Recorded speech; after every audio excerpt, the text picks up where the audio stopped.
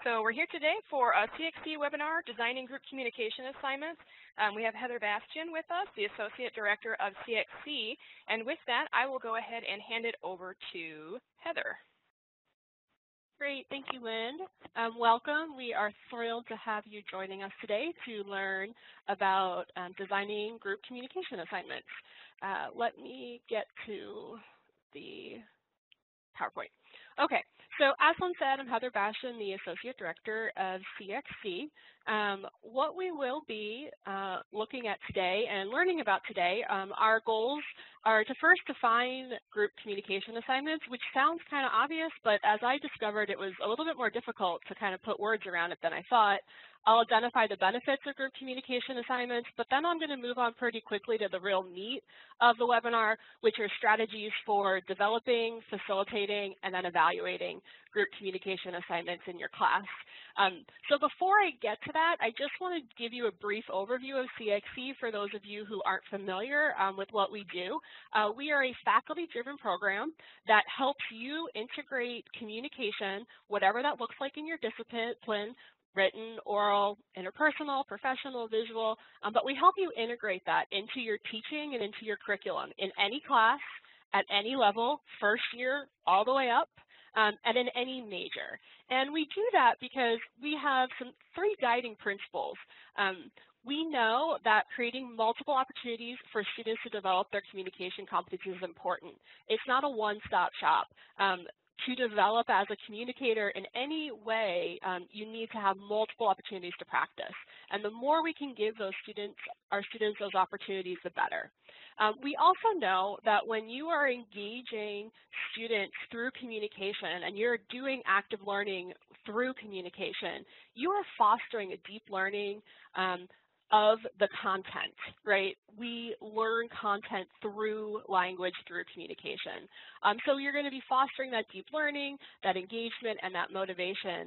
And lastly, we believe it's important that we're promoting student success in the classroom and beyond. And communication is successful for any area of our life, right? Personal, academic, professional, public. So that's why we do what we do. And the way we work with faculty is through consultations. We do department, small group, individual consultations. We have a W&O Teaching Academy. We have student communication consultants. And we also do informational webinars like the one you're joining us with today. So getting into then the meat of, so what are group communication assignments? This is the definition I kind of came up with. It's when two or more students work collaboratively to complete a task or tasks and then present at least some of their process or observations, conclusions, findings, results, whatever you call it in your discipline, in writing and or orally. And I'm using writing and oral communication really comprehensive here, right? Written can include visual, and it could be digital, right? All of that. So they're working together, two or more people, complete some tasks, and they're presenting some of that in writing or oral communication. I want to just make one note here that this is different than team-based learning. Team-based learning is a very structured approach. It's a structured learning strategy and a structured classroom strategy. Group communication assignments might be part of team-based learning, but group assignments are really just when they're working together on an assignment, and that's what I'll be focusing on. If you're interested in team-based learning as an active learning strategy, there's lots of resources for that, and I'd be happy to direct you to them and talk you through some of those. So why do we want to integrate group communication assignments? There are many benefits to them, one being that it allows students to tackle complex problems and assignments. So they allow you to work with, it's more than what any one person could do, right, within a particular time frame. You can do more when you put more people together, right? You're also then drawing on students' different strengths and perspectives when they're working together, which then leads to peer engagement and learning and feedback. You kind of have this automatic built-in feedback loop when you put people in groups, right? There will be some feedback, and you're also going to have then that collaborative learning, peer learning. It also helps students develop stronger communication skills, because when you're in a group, you are going to have to engage in some level of collaboration and negotiation. It doesn't mean it's going to go well, but you're going to have to engage in it, right? And so when you're giving a group assignment, they are developing their communication skills by completing the assignment, right? Whatever you're having them write, whatever you're having them present, whatever you're having them communicate about. But then they're also developing those group interpersonal communication skills, right? So throughout the process leading up to the project. So it's like more bang for your buck, right? This then, of course, helps prepare students for collaborative work on the job. In the academic environment, we work a lot alone. But as anybody who works outside of the academy knows, it is very rare that you are working alone on a project, right? You have a team. There are lots of different people coming in from different areas, different interests. So it helps prepare them for that. And last but not least is certainly that it can reduce instructor grading time. This is especially true for large sections. So if you have 40, 50 students, let's say you have 40 students, you put them in groups of 4, instead of 40 assignments, you have 10. So it really can help you reduce the grading time. So there are lots of benefits to it. Simply putting students in groups, though, to complete an assignment isn't going to automatically lead to these benefits. In fact, many problems can arise if you're just like, okay, go in a group and complete this assignment, because the benefits don't just happen on their own. Most people are not particularly good or automatically good at working in groups, right? We need to learn how to work in groups, we need to learn how to work with people, and we need some structure to learn how to do it. And this is where you can come in as an instructor, right? You want to carefully plan group assignments and teach students how to work in groups in order to achieve these benefits. And that's what we're going to spend the remainder of the webinar looking at. And focusing on are like, okay, so what are some strategies for developing communication assignments, for facilitating them, and then for evaluating them? So in terms of strategies for developing group communication assignments, the first thing is you really need to develop a purposeful and appropriately complex assignment. That assignment should align to your course learning objectives. So what is it, right, that they're doing in this assignment? How is it helping them achieve my course learning objectives? But also the task needs to be complex in that it should require more than one person to complete it in the terms of time, resources, and complexity. If one person can complete it on their own, one person might just complete it on their own, right? It needs to require more than just one person doing it. And I provided you with an example here. This certainly isn't the best example or the only example, but it's one I've done in the past in a business rating class. It was at a small college. This was my previous institution. And I had them do an internal proposal in which they were recommending to the college a specific change. So they had to do a proposal. I break it down there later, but there were multiple steps to this, right? They had to first pick a topic. It had to be feasible, it had to be realistic. So they had to first pick that topic, and they had to do research to figure out what the topic was. And then after they did the topic, they then had to identify an appropriate audience. And then they had to do more evidence and more research, right, to figure out, okay, what's my problem? Do we have evidence that there's a problem? What's the solution?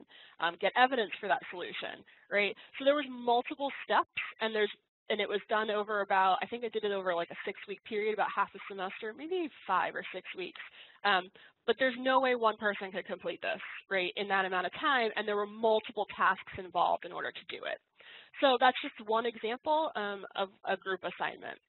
But it's purposeful. It related to my outcomes for the course. They were learning business rating, right? This was a good way to learn business rating, learn about audience awareness, do some research in business contexts, and then it was complex enough.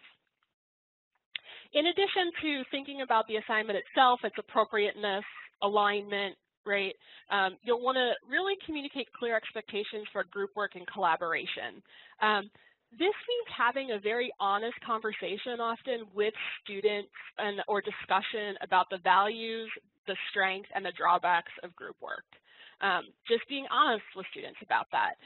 What that could look like is you can have them read a few or one popular academic articles on successful strategies for group work and how to solve group conflict, and then talk about it as a class. So just talking about it, right? This is, just be honest, right? Group work doesn't always go well. We all know it. They know it. But what can we do to make it successful? And then in addition to kind of having that sort of honest conversation, establishing clear expectations for group work in your particular course. And these are kind of general expectations, right?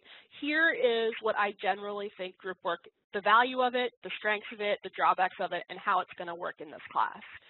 You can do that with a syllabus statement if you want to, explain the role and value of group work in the course and then talk about that the first day, especially if you're going to do a pretty substantial group assignment. If you're doing a small one, you may still have a syllabus statement, but maybe you don't talk about the first day, you talk about it before the assignment.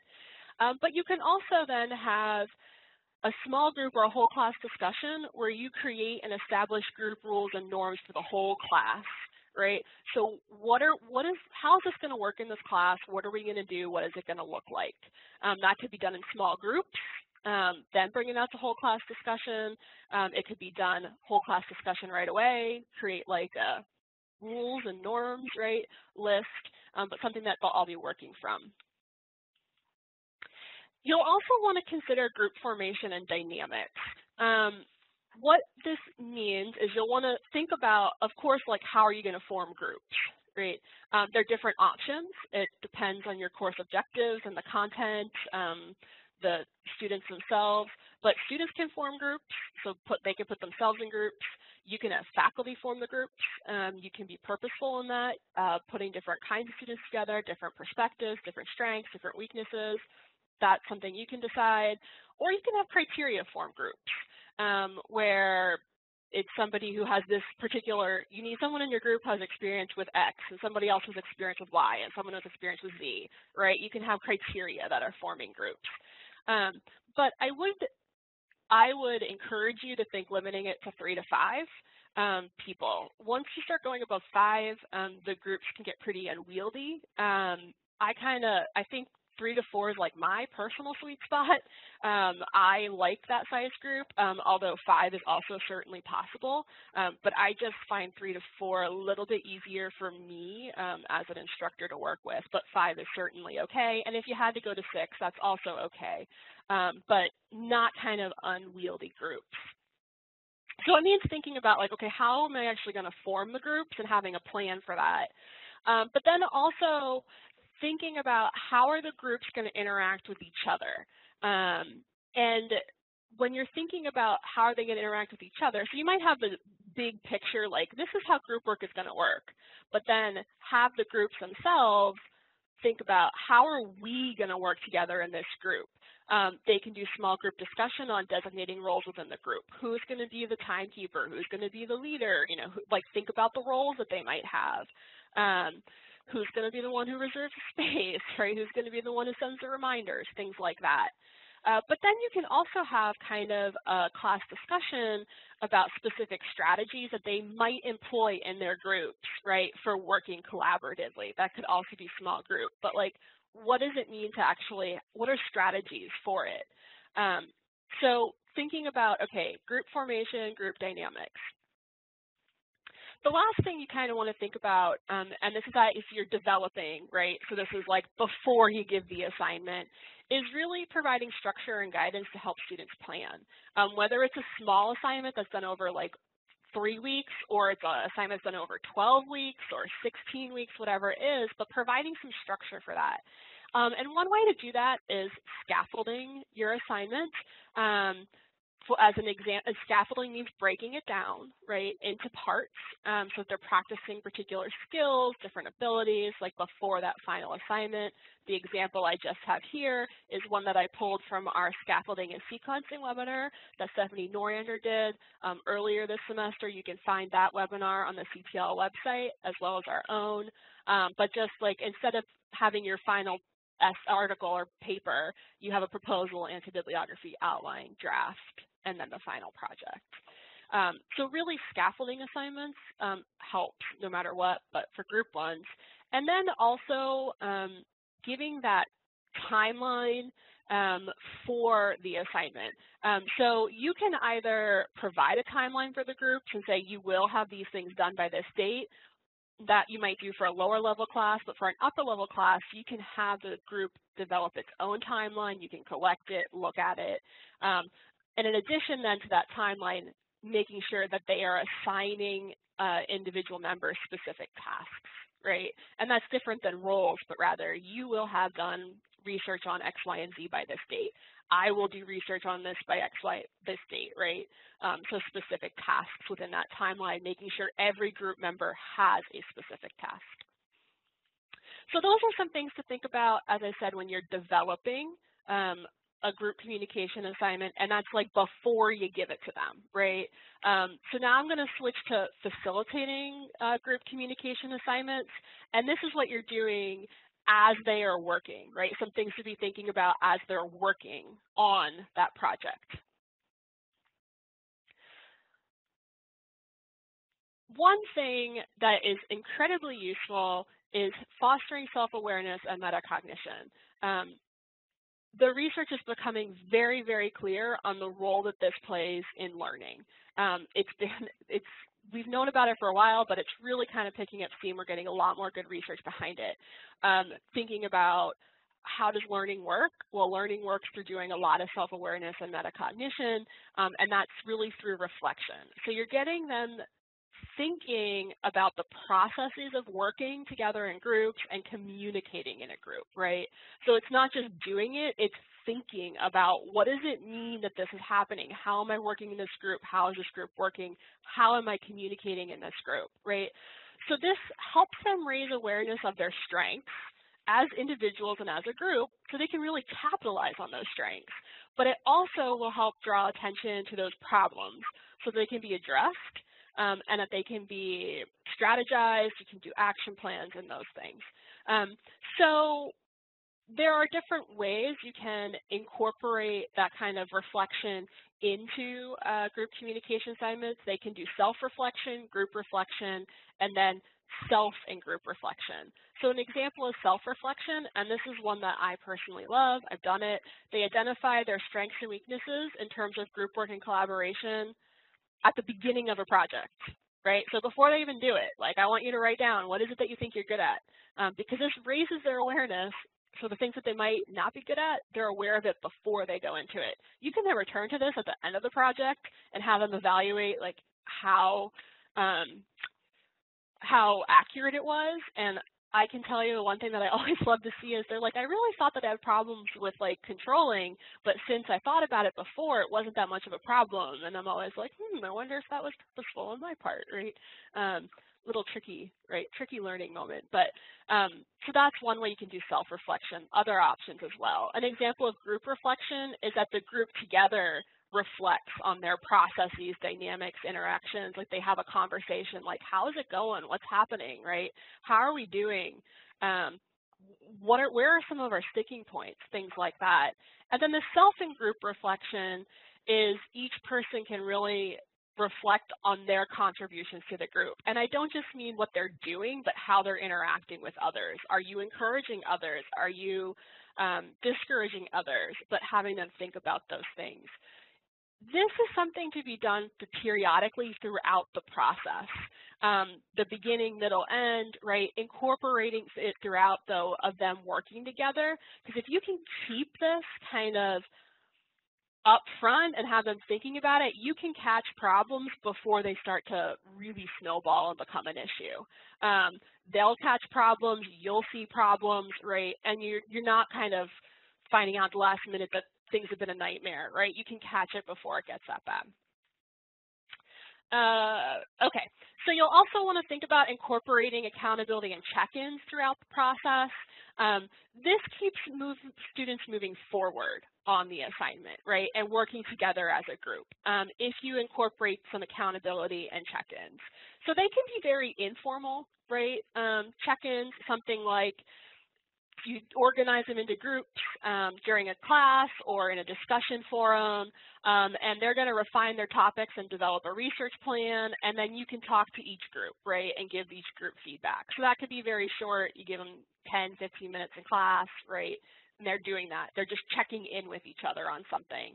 Or you could do something more formal and substantial, and I can tell you I did do a progress report in the example I provided you before with that internal proposal, because it was over a good chunk of time, and I wanted to make sure they were making progress.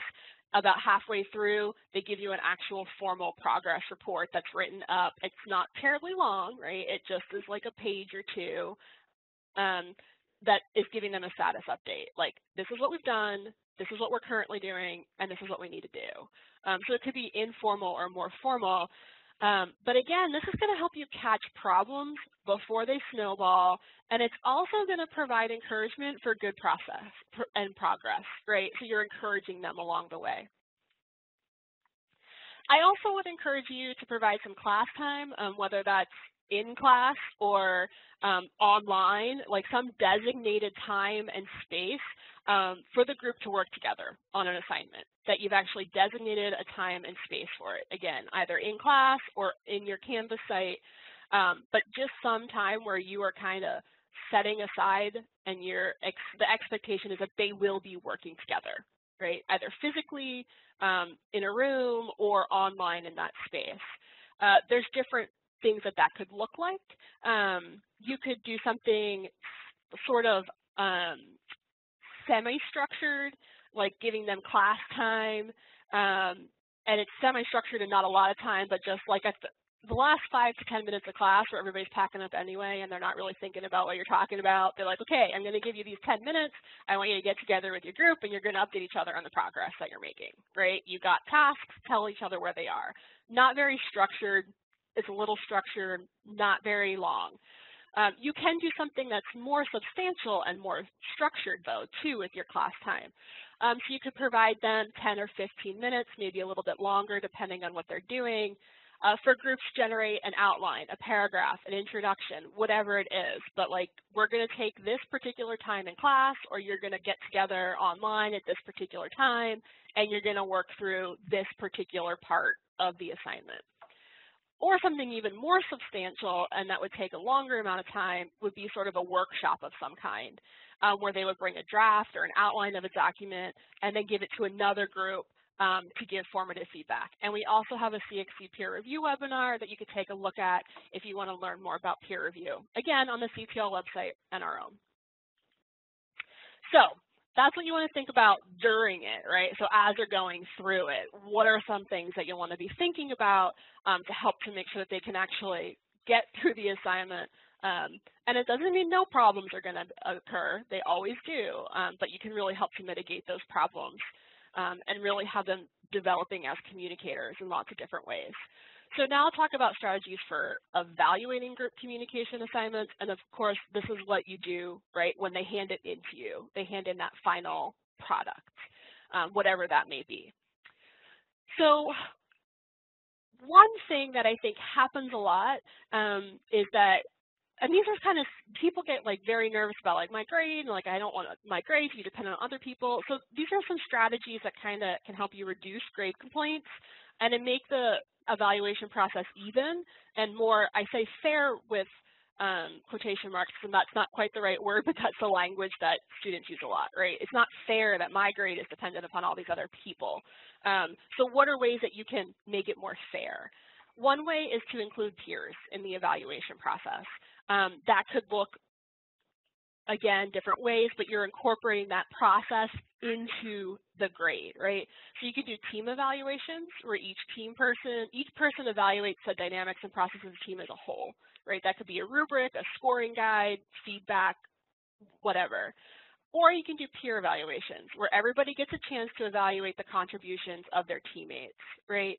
So this is incorporating the process into the final grade of the assignment. So you're evaluating both process and product.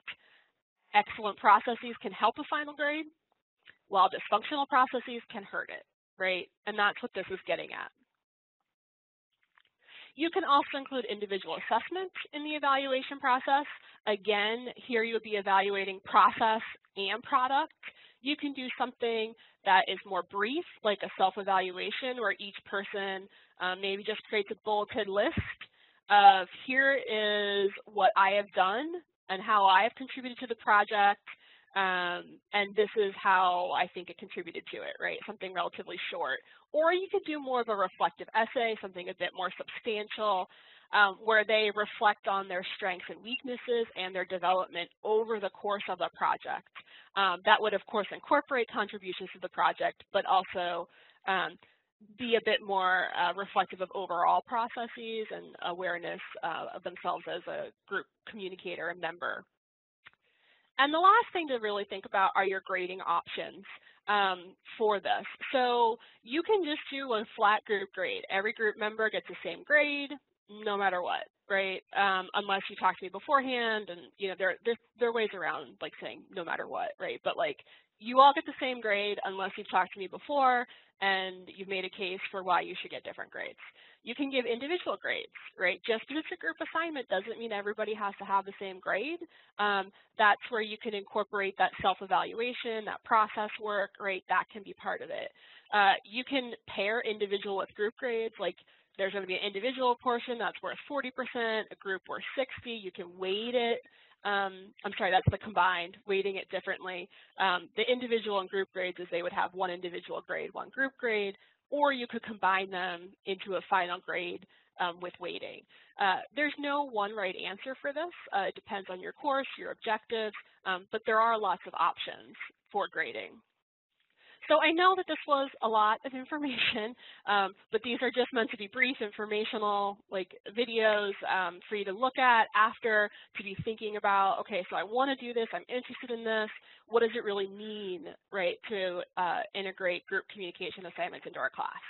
Lots of options, lots of questions to think about, lots of things to work through. So please never hesitate to reach out to us at CXC.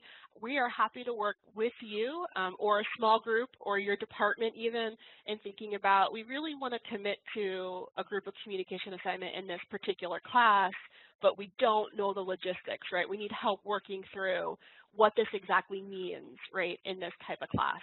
Don't hesitate to reach out with us. We are happy to meet with you. Again, small group, department, individual, in whatever ways you need. So I got 2 minutes.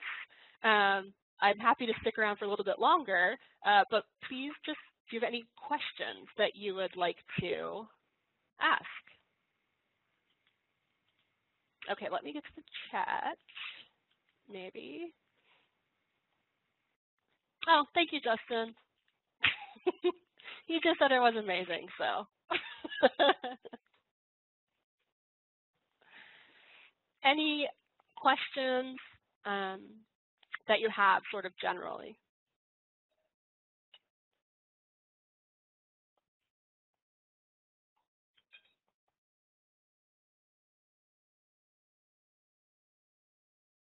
Okay, I'm not hearing any. Oh, any tips if students are really against working in groups or just don't want to do it? You know, honestly, I have found the best way to work against that is setting it up on day one and saying, okay, this is why group work is going to be part of this class and this is why we're doing it. And I think just when I say honest conversation, I really do mean it. Like, I will say to a class, like, listen, I know that a lot of people think group work sucks. And sometimes it really can. And we're going to work really hard to make sure that doesn't happen in this class. And this is how we're going to do that. But just letting them kind of air those grievances, talk about, like, why did things go badly in the past? Why did they go poorly in the past? How can we work against that? I think if you just give people a chance to say, hey, this is something that's really been terrible and it makes me nervous to do it, and they're like, yeah, I hear you, it makes me nervous too. I don't want to work with everybody in the group either, but you have to. And I can tell you one example that I give that I don't know how longer it'll be culturally relevant, but there's the one, now I can't even think of the name of the show, but it's that show where they're like the Mythbusters. Okay, I don't know if you know this, but the two main guys on that show do not really like each other, and they don't really get along. But they do a fantastic show because you don't have to like somebody to work with them and get something done.